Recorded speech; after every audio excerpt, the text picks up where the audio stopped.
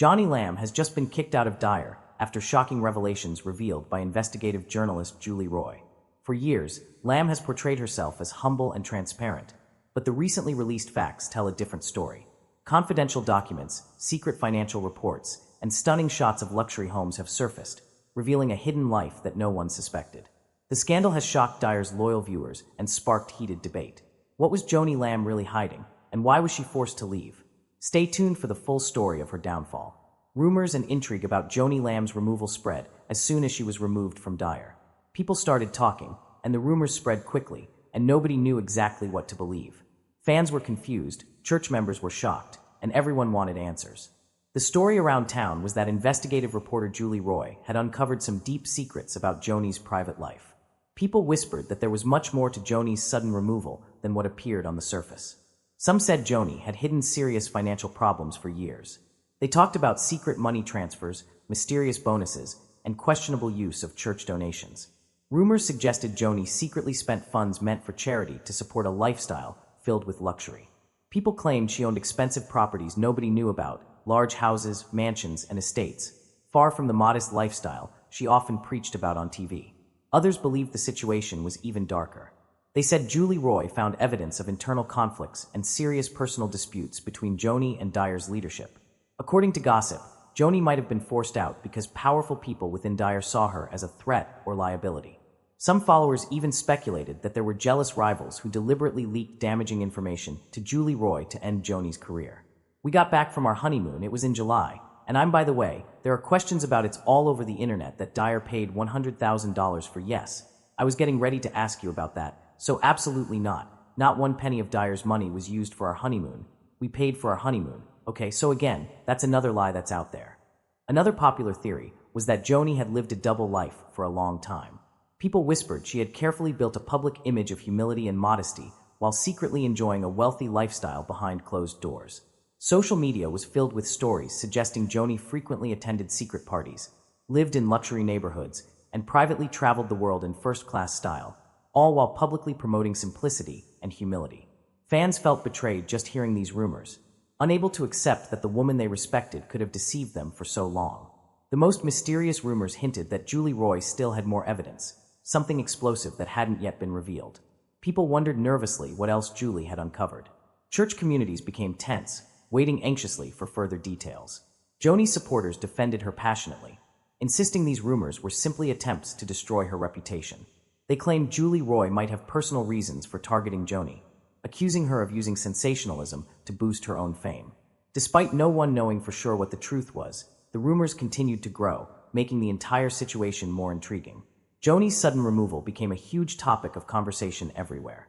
People debated constantly about whether the rumors could be trusted, or if Joni was just the victim of a misunderstanding or unfair accusations.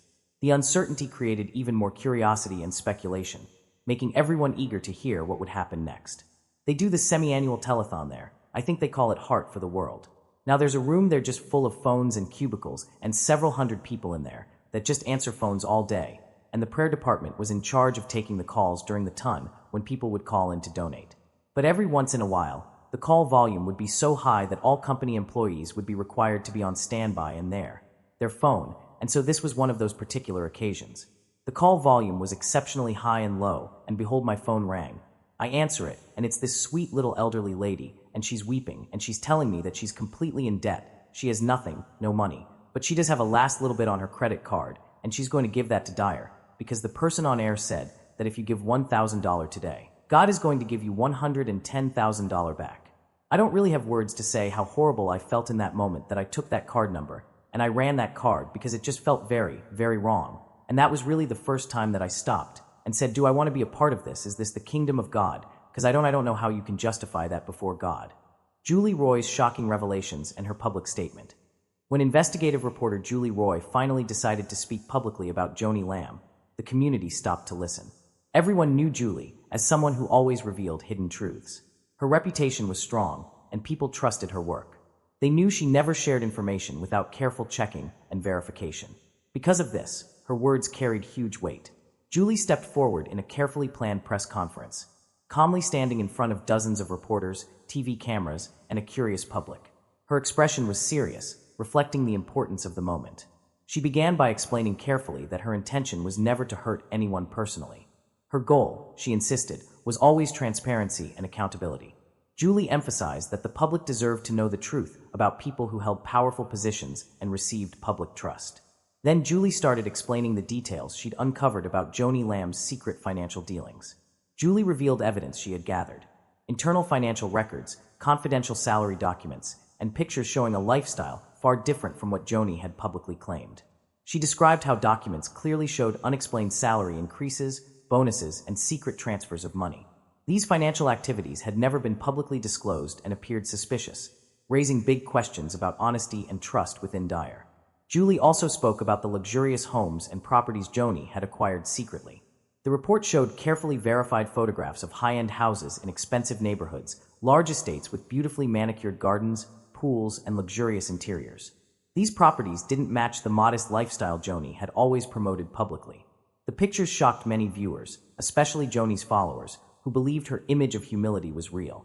Julie explained that the dates of the financial records matched perfectly with when Joni acquired these lavish properties, making it clear this wasn't just a coincidence. Throughout her statement, Julie remained calm and professional. She carefully explained how she verified each piece of evidence. Julie had spent months working closely with anonymous sources inside Dyer, employees who felt strongly that something was wrong. These insiders trusted Julie because of her reputation for fairness and careful attention to detail. They had risked their own jobs to provide her with the confidential documents and records because they believed the truth needed to be told. Julie also shared how shocked these insiders were by what they had found.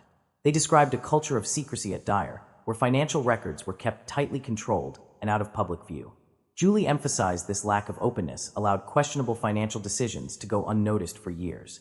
She explained clearly that transparency and honesty were critical, especially within organizations trusted by thousands of people who contributed their hard-earned money.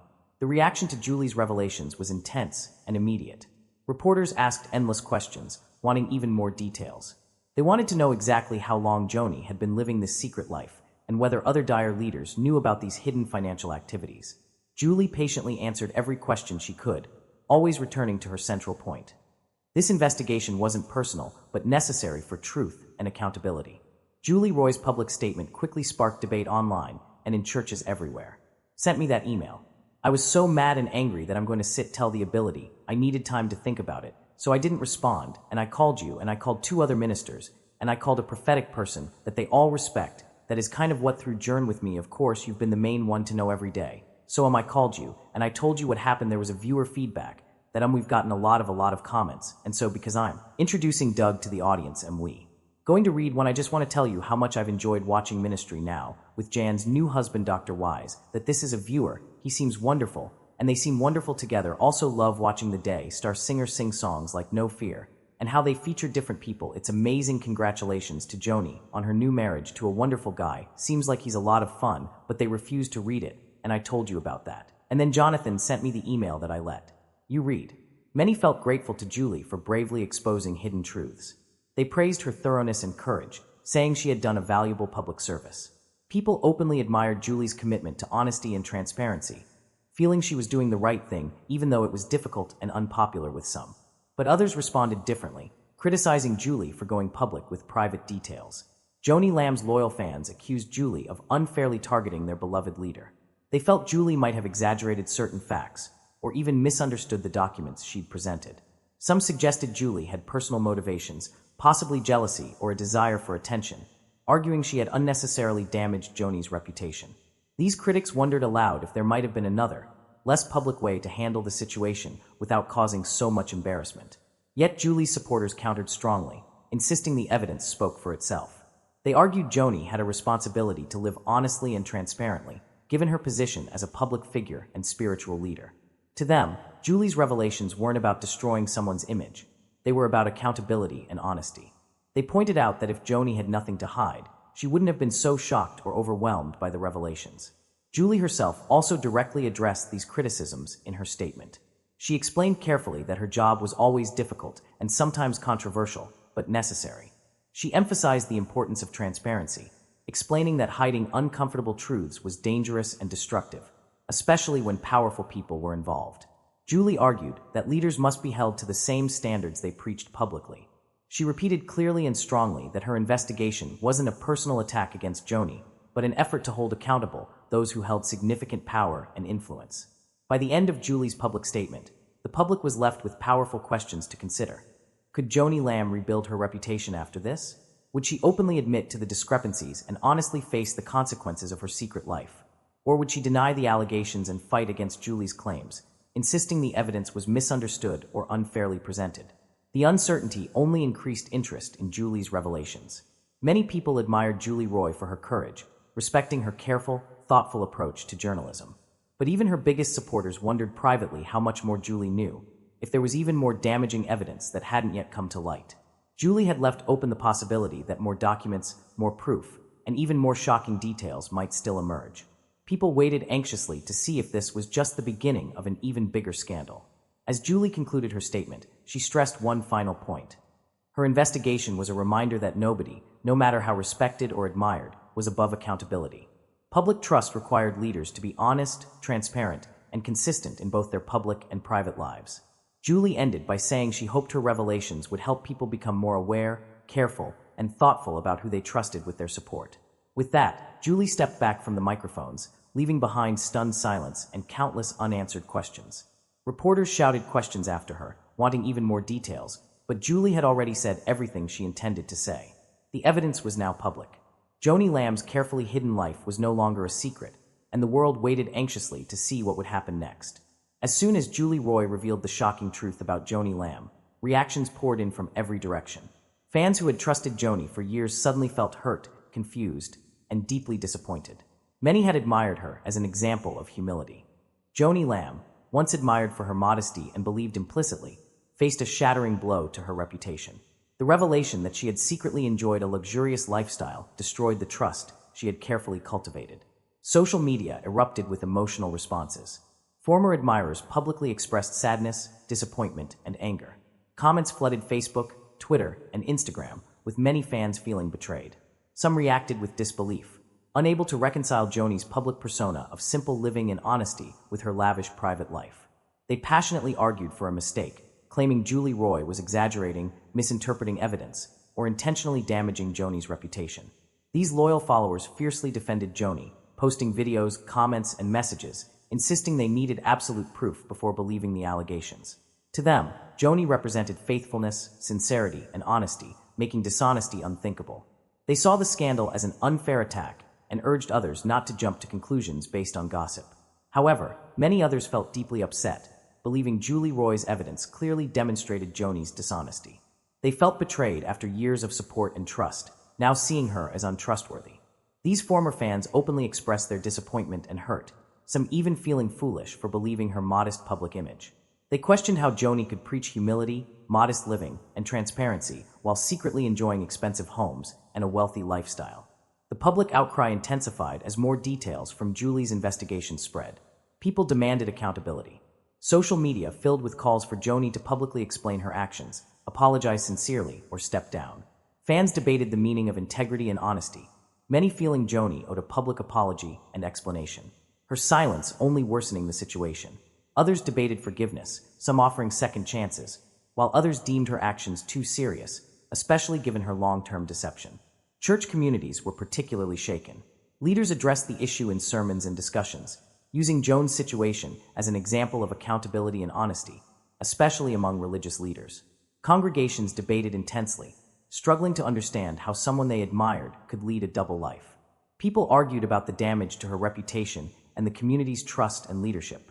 Some fans launched online petitions demanding Dyer take responsibility for financial secrecy, calling for investigations and transparency.